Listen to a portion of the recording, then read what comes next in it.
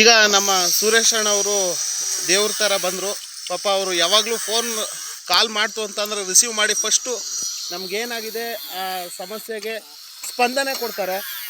ಸ್ಪಂದನೆ ಕೊಡೋದ್ರ ಮೂಲಕ ಅವರು ನಮ್ಮ ಕೇರ್ಪೇಟೆ ತಾಲೂಕು, ಮಂಡ್ಯ ಜಿಲ್ಲೆ, ಸೀಳ್ನೆರೆ ಹೋಬಳಿ ತಾಲೂಕಿಗೆ ಪಾಪ ಇಷ್ಟು ರಾತ್ರಿ ಆದರೂ ಬಂದು ಕೆಲಸ ಮಾಡಿಕೊಟ್ಬಿಟ್ಟು ನಮಗೆ ಒಂದು ನೀರು ಬರುವ ಥರ, ಬೋರೆ ಫೇಲೂರು ಅಂತ ಜನಗಳು ಮಾತಾಡ್ಕೋತಾ ಇದ್ರು. ಆದರೆ ನಮ್ಮ ಸುರೇಶ್ ಅಣ್ಣವರು ಬಂದು ಇಲ್ಲ ಸಕ್ಸಸ್ ಆಗುತ್ತೆ, ಈ ಬೋರಲ್ಲಿ ನೀರು ಬರುತ್ತೆ, ಖಂಡಿತ ಒಂದು ಧೈರ್ಯ ತುಂಬಿ ನಮಗೂ ನಮ್ಮ ರೈತರು ಜೀವನಕ್ಕೂ ಒಂದು ಅನುಕೂಲ ಆಗೋ ರೀತಿಲಿ ಈ ರೀತಿ ಕೇಸಿಂಗ್ ಪೈಪ್ನ ಬಿಡೋದ್ರ ಮೂಲಕ ನಮಗೆ ಶುದ್ಧವಾದ ನೀರು ಮತ್ತು ಈ ರೀತಿ ಮಾಡಿಸೋದ್ರಿಂದ ನಾವು ರೈತರು ಹನಿ ನೀರಾವರಿ ಪದ್ಧತಿಗೆ ಅತಿ ಹೆಚ್ಚಿನ ಆದ್ಯತೆಯನ್ನು ಕೊಡ್ತೀವಿ.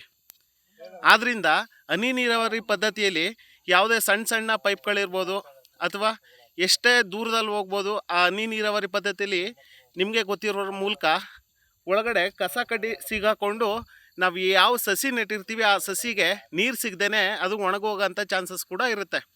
ಆದರೆ ಈ ರೀತಿ ನಮ್ಮ ಸುರೇಶ್ ಅಣ್ಣರವರು ಮಾಡ್ತಾ ಇರೋದ್ರಿಂದ ಭೂಮಿಲಿ ಬರೋವಂಥ ಕಸ ಕಡ್ಡಿನೆಲ್ಲ ಈಗ ಆಲ್ರೆಡಿ ಇದು ಕ್ಲೀನ್ ಮಾಡಿ ನಮಗೆ ಔಟ್ಪುಟ್ ವಾಟ್ರು ಅನ್ನೋದು ಏನು ಬರುತ್ತೋ ಈ ಔಟ್ಪುಟ್ ವಾಟ್ರು ತುಂಬ ಶುದ್ಧವಾಗಿರುತ್ತೆ ಮತ್ತು ಯಾವುದೇ ಕಸ ಕಡ್ಡಿ ಕೂಡ ಬರಲ್ಲ. ಈ ಕೇಸಿಂಗ್ ಪೈಪ್ನ ಬಿಡೋದ್ರ ಮೂಲ ಉದ್ದೇಶ ಏನು ಅಂತ ನಾವು ತಿಳ್ಕೊಬೇಕಾಗತ್ತೆ. ನಾವು ಈ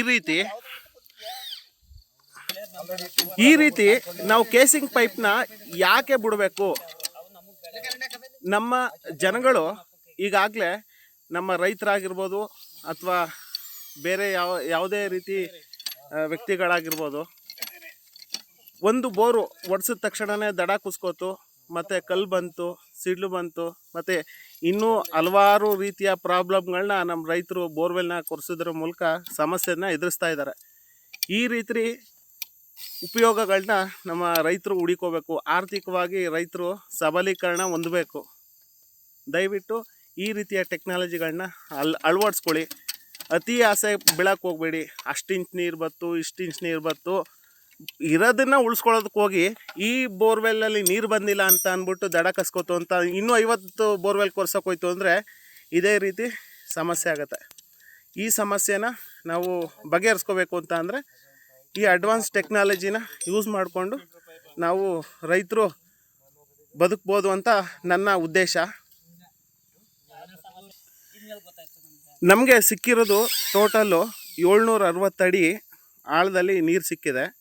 ಈ ನೀರು ಸಿಗಬೇಕಾದ್ರೆ ನಮಗೆ 480 ಅಡಿಲಿ ಪಸಿ ಮತ್ತು ಬೋರ್ವೆಲ್ ಏನು ಕಷ್ಟ ಇದೆಯೋ ಇದೆಲ್ಲ ಮಣ್ಣು ಯಾವುದು ಬೋರ್ವೆಲ್ ಮೋಟರ್ಗೆ ಸಿಗಾಕೊಂಡು ಎತ್ತಲಿಕ್ಕೆ ಭಾರಿ ಸಮಸ್ಯೆ ಆಯಿತು.